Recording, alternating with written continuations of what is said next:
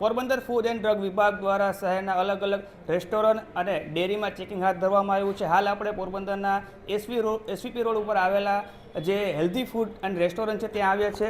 આ હેલ્ધી ફૂડમાં unhealthy food લોકોને ખવડાવવામાં આવતું હતું તેવા દ્રશ્યો કેમેરામાં કેદ થયા છે। કારણ કે જે પણ હેલ્ધી ફૂડમાં વાપરવામાં આવેલી ખાણીપીણીની વસ્તુ છે તે વાસી જોવા મળી રહી છે।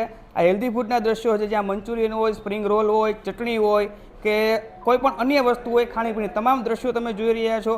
આ લોકો આ રીતે પીરસતા હતા લોકોને, જે અનહેલ્ધી ફૂડ કહેવાય, જેના કારણે ફૂડ પોઈઝનિંગ સહિતની બીમારી થઈ શકે છે।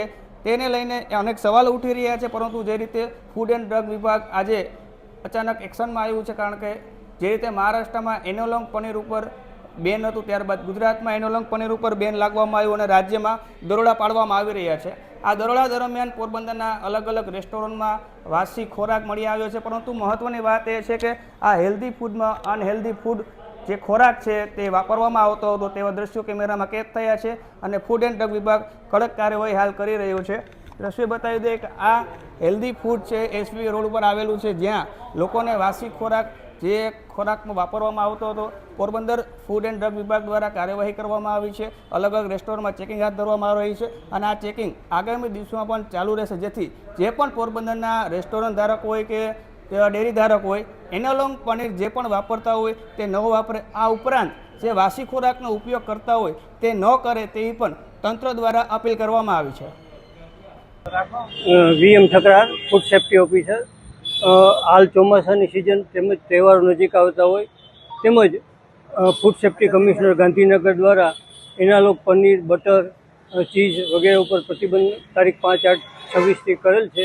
જે અનુસંધાને આજે પોરબંદર મહાનગરપાલિકાની ફૂડ વિભાગ તથા જિલ્લા સેવા સદનના ફૂડ એન્ડ ડ્રગ વિભાગ દ્વારા શહેરના જુદા જુદા વિસ્તારમાં આવેલ ડેરી, રેસ્ટોરન્ટ વગેરેનું ચેકિંગ શરૂ કરેલ છે અને આ ચેકિંગ દરમિયાન ગિરિરાજ થાળમાંથી અંદાજે 9 કિલો ફેટ સ્પ્રેડ જે વેજીટેબલ ઓઇલનું બનેલ હતું, તેમજ 1 કિલો વાસી પનીર મળેલ જે કુલ 10 કિલોનો નાશ કરાવેલ છે।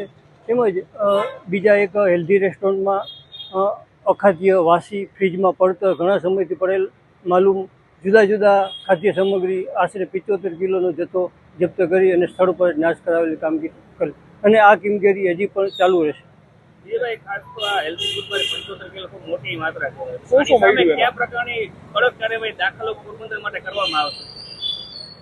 આજે સ્થળ પર રેસ્ટોરન્ટમાં તપાસ કરતા માલિક હાજર નથી, તેમના માણસો હાજર છે। માલિકને ફોન દ્વારા જાણ કરેલ છે કે કાલે અમારી પાસે રૂબરૂ આવી જાય અને ત્યારબાદ એની એકવાર નોટિસ આપી અને આગળનું કાર્યવાહી અમારા હેડ ઓફ ધી ડિપાર્ટમેન્ટને પૂછી અને અમે આગળ કરીશું। ડિટેલમાં જો વાસી ઇડલી હતી, વાસી બાંધેલા લોટ હતા, ચટણી હતી, એક્સપાયર્ડ મસાલા હતા, તેમજ વાસી તૈયાર લોલીપોપ, ઇડલી એવા બધા માલ સામાન હતો જે ખરેખર ઘણા સમયથી પડતર અને ફ્રીજમાં રાખેલ હોવાનું માલુમ પડેલ।